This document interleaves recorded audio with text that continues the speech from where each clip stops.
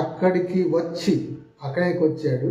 ఎఫెసు నుండి వచ్చి కృపచేత విశ్వసించిన వారికి చాలా సహాయం చేశాడు. కనుక అపోల్లోది సహాయం చేసే స్వభావం, హెల్పింగ్ నేచర్, సహకారి, ఎవరికైనా సహకారి, దేనికైనా సహకారి, ఎందుకైనా సహకారి.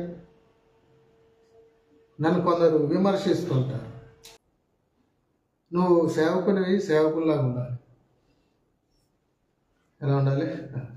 సేవకునిలాగా ఉండాలి. ఆ మైకులు పెడతావు, అది పెడతావు, ఇది పెడతావు, ఆ బ్యానర్లు పెడతావు, అవి తీస్తావు, ఇది తీస్తావు. నీకేం వచ్చింది? నీకేం అవసరం?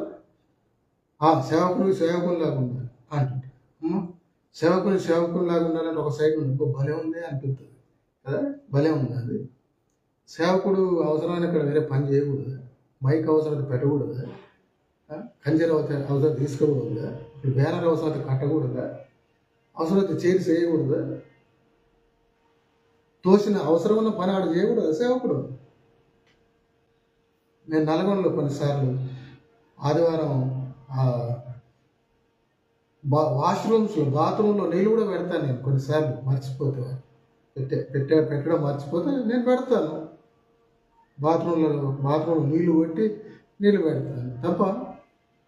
ఇక్కడ సేవకుడు చేసే పరిస్థితి రాకుండా విశ్వాసాలు చేస్తే మంచిదే. అలాంటి పనులు ఏ పని ఒకవేళ వాళ్ళు వీలు పడలేదు ఒక్కోసారి, కొన్నిసార్లు మనకు సమయం చేస్తే తప్పే. కొన్నిసార్లు మనం మీటింగ్స్ బ్యానర్లు కానీ ఇంకేదైనా పని కానీ, లేక మనం ఇప్పుడు స్థానిక సంఘం కాకుండా ఇంకో చోట స్థానిక సంఘం అక్కడికి వెళ్ళాము, ఏదో ఫంక్షన్ అవుతుంది లేక మీటింగ్ అవుతుంది, అక్కడ ఏదో అవసరం పడ్డది, అక్కడ చేస్తే అక్కడ చేయకూడదా? నీకేం అవసరం అక్కడ అంటే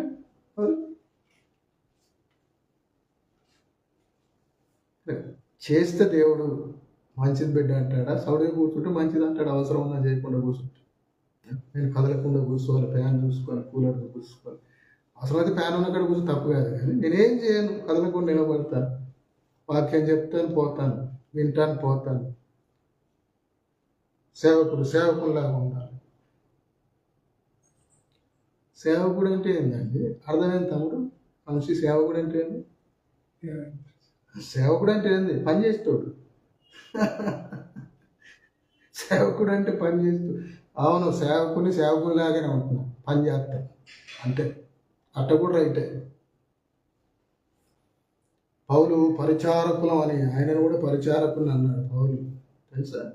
పరిచర్య అందరూ చేయాలి. అవసరమైనప్పుడు ఏ పరిచర్య చేయాలి, ఎవరైనా చేయాలి.